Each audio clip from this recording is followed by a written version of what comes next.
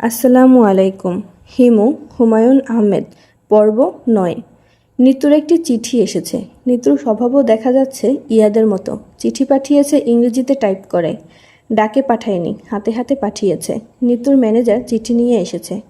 তার উপর নির্দেশ, চিঠি আমার হাতে দিয়ে অপেক্ষা করবে এবং জবাব নিয়ে যাবে। বড়লোকের ম্যানেজার শ্রেণীর কর্মচারীরা নিজের প্রভু ছাড়া সবার উপর বিরক্ত হয়ে থাকে। এই ভদ্রলোককে দেখলাম মহা বিরক্ত, প্রায় ধমকের স্বরে বলল, কোথায় থাকেন আপনি? কেন বলুন তো? এই নিয়ে 10 বার এসেছি। বসে যে অপেক্ষা করব সেই ব্যবস্থাও নেই। মেসের অফিস বন্ধ। একজনকে বললাম একটা চেয়ার এনে দিতে, সে আচ্ছা বলে চলে গেল। আর তার দেখা নেই। আমি গম্ভীর গলায় বললাম, এরপর যখন আসবেন একটা ফোল্ডিং চেয়ার সঙ্গে করে নিয়ে আসবেন। ম্যানেজারের মুখ কঠিন হয়ে গেল। মনে হচ্ছে এ জাতীয় কথাবার্তা শুনে সে অভ্যস্ত নয়। নিতুর চিঠি বের করে বলল, চিঠি পড়ে জবাব লিখে দেন। আপা বলেছেন জবাব নিয়ে যেতে। এখন চিঠি পড়তে পারবো না। ম্যানেজার হতভম্ব গলায় বলল, এখন চিঠি পড়তে পারবেন না? জি না। চিঠি আপা পাঠিয়েছেন। আমি হাই তুলতে তুলতে বললাম, আপাই পাঠাক আর দিদিমণিই পাঠাক, চিঠি এখন পড়ব না। কখন পড়বেন? তাও তো বলতে পারছি না। আমার মাথা ধরা রোগ আছে, খারাপ ধরনের মাথা ধরা। এখন সেটা শুরু হয়েছে। আমি খুব ঠান্ডা পানিতে অনেকক্ষণ ধরে গোসল করব। তারপর দরজা জানালা বন্ধ করে ঘুমাবো। ঘুম থেকে উঠে যদি দেখি মাথা ব্যথা সেরেছে, তখন পড়তে পারি, আবার নাও পারি। জরুরি চিঠি। আমার ঘুমটা চিঠির চেয়েও জরুরি।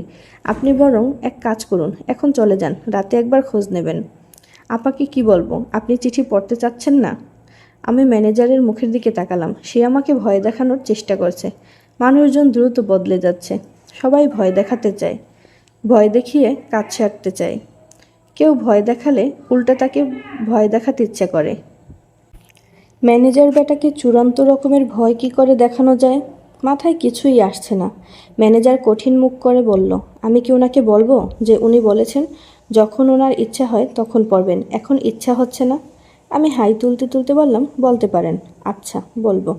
চিঠিটা সঙ্গে করে নিয়ে যান, রাতে যখন আসবেন তখন নিয়ে আসবেন।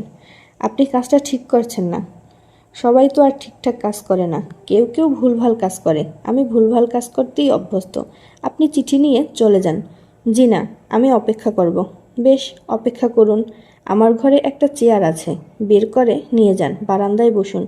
শুভ বিকাল। আমি চেয়ার বের করে দিলাম। দীর্ঘ সময় নিয়ে গোসল সারলাম। ম্যানেজার বসে আছে মূর্তির মতো। আমি দরজা বন্ধ করে ঘুমাতে গেলাম। ঘুম ভাঙল সন্ধ্যায়। দরজা না খুলেই ডাকলাম, ম্যানেজার সাহেব। জি। আপনি এখনও আছেন? জি। সঙ্গে গাড়ি আছে? আছে। তাহলে তরঙ্গিনী স্টোরে চলে যান, একটা বল পয়েন্ট কিনে আনবেন। চিঠির জবাব লিখতে হবে। আমার কাছে একটা বল পয়েন্ট আছে, 10 টাকা দিয়ে কিনেছিলাম। লেখা দিচ্ছে না। আমার কাছে কলম আছে। আপনার কলমে কাজ হবে না, আমাকে লিখতে হবে নিজের কলমে। তরঙ্গিনী স্টোর থেকেই কিনতে হবে? জি। স্টোরটা কোথায়? বলছি। আপনার কাছে বল পয়েন্টের দাম হয়তো 3 টাকা চাইবে, কিন্তু আপনি দেবেন 10 টাকা। নিতে না চাইলে জোর করে দেবেন। ম্যানেজার নিঃশ্বাস ফেলে বলল, জি আচ্ছা, দেব। আপনি দয়া করে চিঠিটা পড়ুন। তার কঠিন ভাব এখন আর নেই। সে এখন ভীত চোখেই আমাকে দেখছে। আমি দরজা খুলে চিঠি নিলাম। ম্যানেজার সাহেবকে তরঙ্গিনী স্টোরটা কোথায় বুঝিয়ে বললাম। ভদ্রলোক আর একবার বলল, অন্য কোনো জায়গা থেকে কিনে আনলে হবে না? আমি কঠিন গলায় বললাম, না। নিতু লিখেছে, হিমু সাহেব, আশা করি সুখী আছেন।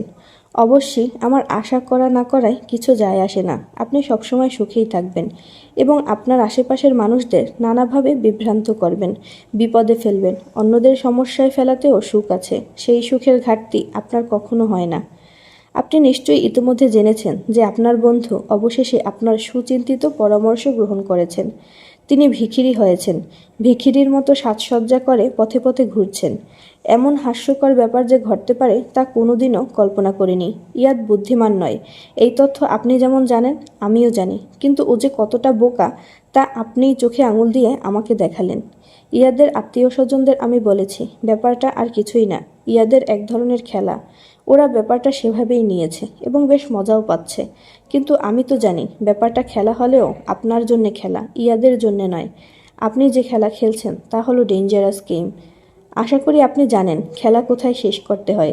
আমি 2জন লোক ইয়াদের পেছনে লাগিয়ে রেখেছি। ওরা সবসময় তার দিকে লক্ষ্য রাখছে। আমার ধারণা ছিল 2 দিন পার হবার আগেই ওর মোহভঙ্গ হবে এবং সে বাড়িতে ফিরে আসবে। আমাকে জোর খাটিয়ে কিছু করতে হবে না। কিন্তু সে বাসায় ফিরছে না। আপনি এই চিঠি পাওয়া মাত্র এমন ব্যবস্থা করবেন যেন সে বাড়িতে ফিরে আসে। আমি একটি ব্যাপার খুব পরিষ্কার করে আপনাকে জানাতে চাই। তা হলো, ও বোকা হোক যাই হোক, ওকে আমি অসম্ভব ভালোবাসি। ভালোবাসা মাপার যন্ত্র বের হয়নি। বের হলে আমার ভালোবাসার পরিমাণ আপনাকে মেপে দেখাতাম।